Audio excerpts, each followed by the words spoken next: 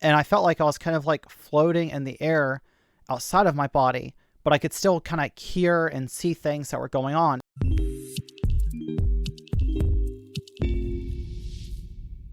Merry Christmas. Happy Hanukkah. Happy New Year. I hope you enjoyed your holidays. Genuinely. Now you might be thinking to yourself, Zoe, don't you normally wear a masquerade mask and a veil? I'm not wearing it for this video particularly because I want to share something that is more personal to me. And I kind of felt like the costuming might take away from seriousness of it, because I want to talk to you about something that a lot of people are convinced of that I don't believe anymore, and that is belief in a soul. But I want to walk you through my journey of how I went from someone that used to be a deist in general, and I believed in souls, to being a theist shortly, although that's not necessarily part of the reason why, although I was a theist for a very short period of time.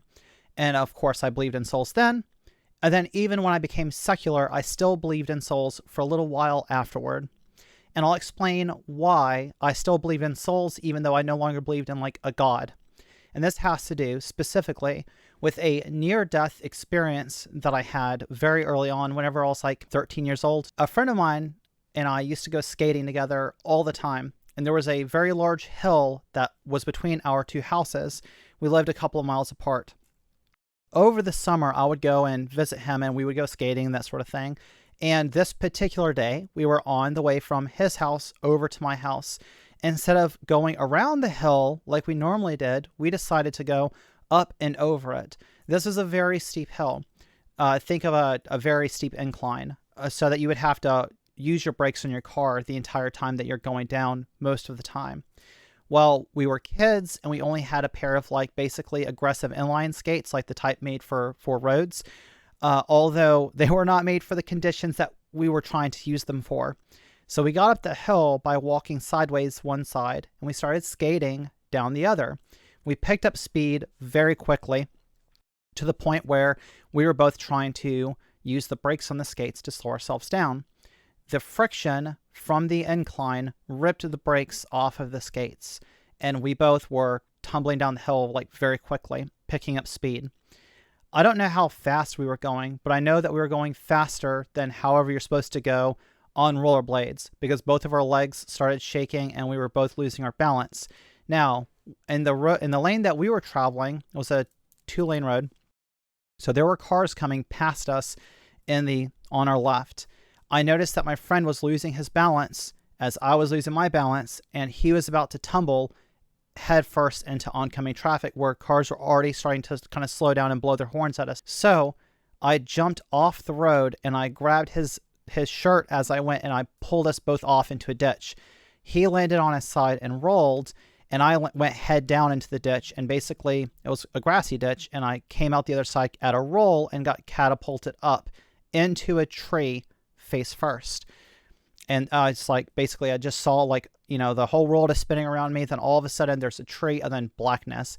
The moment that I hit the tree and everything goes black, like a second later, I felt like I was staring down at myself, except I was looking at my body, which is unconscious. Then my friend was there. Then some people from the traffic had stopped their cars and they were running over to check on me. And I felt like I was kind of like floating in the air outside of my body, but I could still kind of hear and see things that were going on, including like I could hear a lawnmower running from a guy that was like mowing his lawn from across the street, and I heard him like yelling that like he was going to call an ambulance. So while all of this stuff was going on, I felt like I still had perception, and I still felt like I was just floating. I had no gravity, but there was like a light around me. So 100% I had this experience that a lot of people have talked about, where they will say that they have an out-of-body experience where they saw themselves like lying there dying, and they'll claim that they heard people talking or whatnot. I had all these same experiences. The only difference is I did not see angels. I did not see like any type of divine figures, whatever else. I just had a very vague kind of like light glowing about me sort of thing. And for a minute, I did feel like I could just drift off the planet and just be gone. And that thought kind of terrified me, of like losing my friends and my family and the life that I hadn't lived yet. And I wanted to survive this. I wanted to continue on and live my life. And it's like that manifestation of a will to live, so to speak. I kind of like felt myself like drifting back down toward my body. Then I woke up. I was convinced that that was 100%, my soul was out of my body. I was still experiencing things. And through my own personal experience, I was justified in believing in souls, even though I understood I could not convince other people that souls exist based solely on my own testimony. But it's something that I definitely experienced. However, I did not tell any other religious people in my life at the time that I experienced that, because I was afraid that they were going to try to tell me that I experienced their God somehow, or that was, it was significant in their religion, therefore I should believe in whatever God it was. Instead, I felt like if this was something divine, then this was something that was privately meant for me at the time. And until I could figure out like what the message was I was supposed to convey to other people, that I probably shouldn't go around saying, hey, I had this experience and y'all should, convert to whatever religion that, I was into at the time, because this was a time in my life where I was kind of drifting from Christianity to some Eastern religions. I was looking into like meditation. I had interest in Buddhism at the time, Hinduism. Like it was a time where I was already kind of exploring the spiritual side of things. I had a keen interest in it. You might be thinking to yourself, Zoe, that sounds absolutely like an out of body experience. Like you heard things and you saw things and, you were floating. Why don't you believe in souls anymore? Well, this is kind of what led me along the path of that deconstruction of my belief in souls. And I'll start with the fact that later on, when I was researching like out-of-body experiences, whenever I heard about it, because occasionally this story did come up between me and my friends, where they would talk about spirits or souls or whatever, and then they would ask me if I believed in it, because some of them were atheists, or they were, doubting their religion, and they would say, well, how can we be convinced? And I would say, well, this is the thing that convinces me. Then I would I would share them that story or whatever, and they would kind of tell me, like, sometimes they would be in awe and be like, oh, this is such a good testimony. You should share this with, more people. And at the time I was just like, I don't know. It felt weird. I was like, I don't want to share this personal story with everyone that I know. I was afraid of what they would think, honestly. I don't know what started it, but I got curious about like where I heard the term out of body experience. And it was, I was listening to somebody talk about they died on like an operating room table. They had an out of body experience. Then all of a sudden they were back, and I listened to the story, and it was like, oh, they, saw the stuff in the room, and they, heard talking, and then they came back alive. And a lot of my friends at the time, I hung out with like a lot of skeptics at that atheist type crowd. A lot of them were saying like, oh no, this is totally garbage. This person's making up. They're a liar.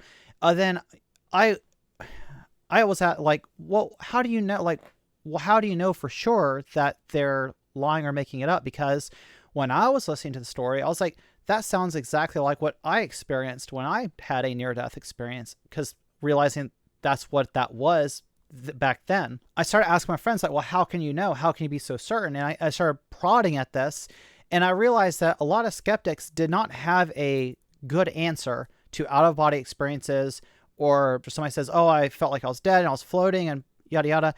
They'll say, oh, well, that's just not true, or they're making it up, or they've been coached, or they read it somewhere else and they became, they internalized portions of some other person's story as their own. And I agree with you. It's possible that somebody could read other stories that they could watch in like a movie or something about ghosts, and maybe inspire some type of like hallucination. That I fully grant that.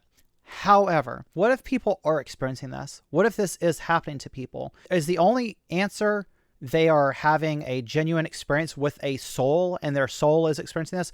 Or is it possible that there's something else going on inside of their mind or inside of their brain? And I'm separating those two for a reason, because I'm saying brain as in like the physical construct, and I'm using mind as in like the construct that makes up like your personality, your understanding of yourself. Essentially personality. And I know that they're not totally like separate from one another. Like it's not like your personality and stuff is totally independent of your brain. Your brain generates it. I'm saying it's more of an emergent property. That's how I'm using it in those terms, just if you're curious later on. I'm not saying that you have a soul that is like interacting with your brain. However, let's get to that specifically. And this is the part in the video where I'm going to give you just a short little trigger warning. If you are someone that suffers with mental health issues and you might have, problems hearing anything about dissociation, now is the time. You should probably go ahead and leave if it's going to make you uncomfortable or you can't hear it right now. But for everyone else, this is why, this is what happened to me that ended up deconstructing my idea of a soul and convincing me why even near-death experiences ought not be anything close to convincing you that souls are real. So what I didn't tell you is I have a condition called DPDR, Depersonalization, Derealization Disorder. I was not diagnosed with this until years later, years after I had this near-death experience. And I've been walking around this entire time throughout my teens thinking that, oh, my soul experienced something and I had this like kind of a private revelation, so to speak. But later on, when I experienced other traumatic things in my life, I'm not going to get into those, but there were other things in my life that have happened that were so traumatic. Sometimes I would feel like I was getting tipsy as if I had been drinking, even though I hadn't been drinking anything, or I would start feeling lightheaded or some cotton in my head. Sometimes I would feel like the room is getting blurry, or maybe like there's a light fog around, as if like I can't quite see the finer details of things. Sometimes colors or the way that people were talking to me would get muted, or they'd seem like a little bit more intense, but in a way that they shouldn't be. Like a dim light in a lamppost seems brighter and the rest of the world seems like it's falling away. I would also feel sometimes that the world was a video game, or that nothing was real, or like reality could just fall apart at any minute, or that I could just wake up and then find out that I've been in a dream my entire life or in a coma, and everything I experienced was something that I just had a coma dream. Now, these, what I just described to you, are some of these symptoms of derealization. That's where you start becoming, your mind essentially confuses that reality around you as not necessarily true, or as firm as well everyone else seems to think it is. And I say that because I'm not convinced necessarily that reality is concrete in the way that other people describe it all the time. Because of this disorder that I have, I can't imagine it that way. My reality is fragile. My reality doesn't seem to always be as consistent as other people's, so that was the first part of the disorder, derealization. The second part to it, depersonalization. And again, I just want to add as a caveat real quick, I'm not a clinician. If you're experiencing anything like this, go talk to a professional, go talk to a counselor. Do not listen to my description of my own experiences in a YouTube video and then think that, oh God, I have DPDR or something like that. It's a lot more common of a disorder than you would think, although it's not as near as diagnosed as any of the others. I guess it's just not as flashy or whatever. There's nothing cool about it. But so the other portion to this, the derealization, is where sometimes you might feel like parts of your body don't necessarily belong to you, like your hand or your arm that's not your hand, or that's not your arm, or your body feels numb, or you feel like you're an alien, or you feel like you're a robot, like you're just walking around on autopilot or something, and you're like this soulless automaton that's just going through the motions of your life, completely numbed out emotionally. Now, DPDR and other dissociative disorders is the umbrella this falls under. Those all have to do with reality and yourself in some sort of way. You're basically like a trauma response that you have, or that had at one point in time, triggered this series of mechanisms in your mind. That's basically an internal defense mechanism, so that if you're experiencing something that is so overwhelming or that you can't handle it, your mind kind of pulls a ripcord on a parachute. Now, I can tell you that we understand chemically in your mind how this happens, so that if you were to scan someone's brain under in these circumstances, you would definitely see that there's something going on. We just don't necessarily know why, because everyone has basically a resiliency. So you can tolerate more or less trauma than the next person. Everyone's threshold for what's too much trauma is separate from other people. And for some of us, those that things that seem like they're not that big a deal, like your parents yelling at you, might start putting you into a dissociative state, while other people might go through like a battlefield on a war front and not experience any dissociation. And that's just because everyone's mind has its own resiliency. And for some people like me who have less resiliency, but were exposed to very traumatic things, especially early in life, then kind of throughout my life, I experienced, not only dissociative symptoms, but I experienced long periods of dissociative states. And unfortunately, those continued over a very long time.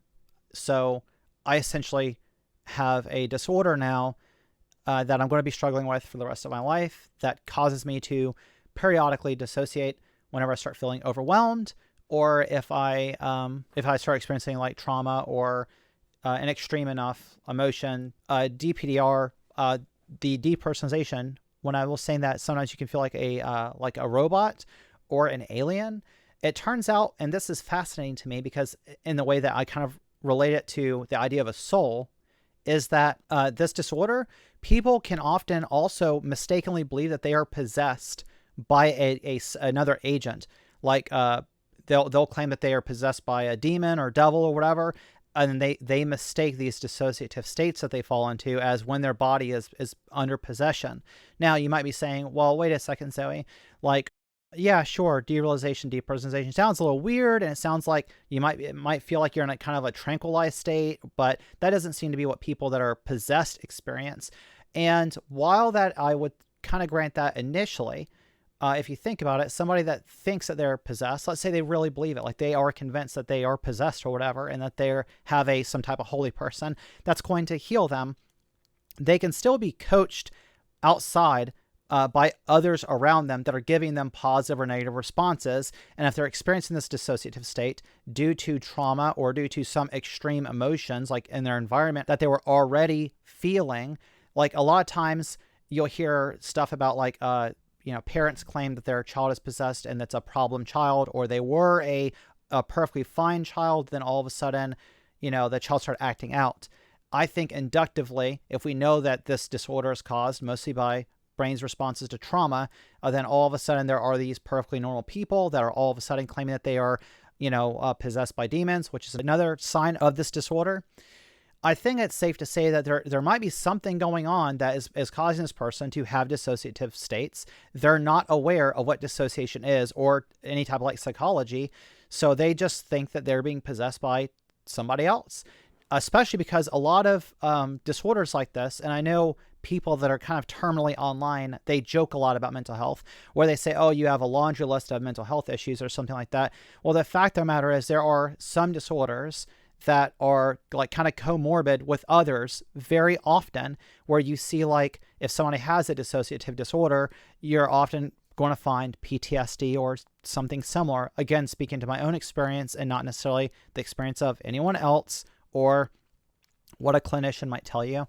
Although this is like kind of like how my path of mental health has gone. So it's not uncommon to find people that have dissociative disorders that have other disorders that go along with it, like a mood disorder or a personality disorder, right? So you can have someone that has a dissociative disorder that also has a personality disorder. And so imagine a personality disorder like borderline personality disorder that causes someone to have extreme mood swings, like back or forth. So they might get like exceptionally angry or exceptionally depressed, depending on what they're being presented with, and if they're aware that they have this disorder and if they're seeking treatment for it. So somebody has untreated BPD might get triggered, then go like their anger or their fear might shoot out to like 11 on the scale of emotions, and all of a sudden they're experiencing dissociation. If this person is experiencing like if they're in a rage, but they're also dissociating. So now they're in a dissociative quasi-rage, and they're not sure what's going on. Why are they feeling this wild swing in emotions? Why are they feeling like they're being pushed out of their body, or like the world is becoming less real? Like it's kind of starts becoming like, okay, I could kind of see why these people are experiencing possession. Well, Zoe, like all of that is interesting, but like how exactly does that impact your view on souls and having near-death experiences? Well, that's because when I was telling you before about feeling like reality itself is like kind of blurry, one of the other symptoms of DPDR disorders is having out-of-body experiences. So later on in my life, after my near-death experience and what I was convinced of as experiencing my soul floating out of my body, I ended up having other abuses happen to me, other things that then triggered dissociation. And I've had multiple out-of-body experiences since then, which is one of the things that led me to seek counseling and seek treatment, because I realized that it's kind of unusual for anyone to have one out-of-body experience, and how I could have chalked that one up to like, oh, well, I just had some type of religious experience. After this started happening often enough, right after I would experience some intense trauma or I would experience some intense emotion, and then all of a sudden I would kind of like feel it coming on with the blurriness and the dizziness, I started realizing like, well, wait a minute, if that feeling continues long enough, sometimes I end up feeling like I'm following myself around. It's like I'm like as a spirit or a soul kind of discombobulated, following around my body, trying to repossess myself. That led me to seek counseling, find out what was going on, among some other things that were also happening in my life at the time.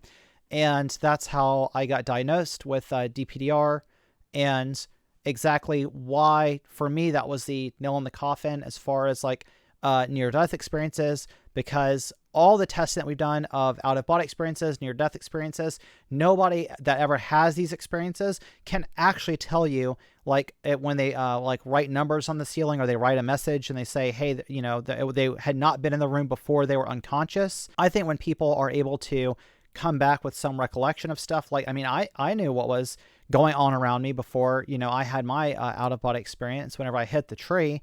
And you know, the guy was also saying that he was going to call 911. And some people say, well, how can you explain like knowing all of that? It's like, okay, as I was skating down the hill, I was looking at my environment. I knew what was going on around me. I was frightened, like, you know, I was scared half to death, literally. And I saw this stuff going on. I heard it all. I was still aware of it.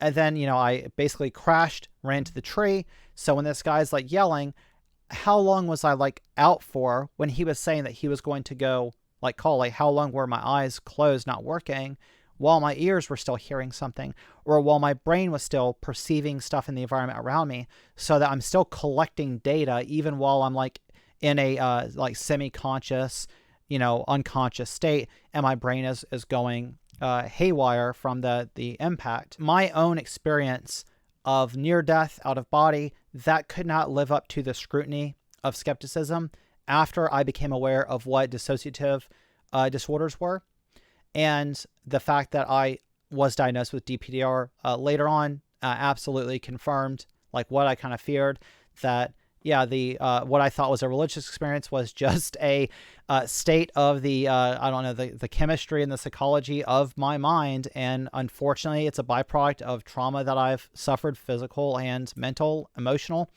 You know, not exactly the happiest video to bring in the new year with. Sorry, I don't believe in souls, but maybe if you found this interesting, if you like it, please go ahead and smash the like button. If you're not subscribed, please subscribe. Please do. I got a lot of other videos if you want to check some of those out, if there's other things that you're more interested in.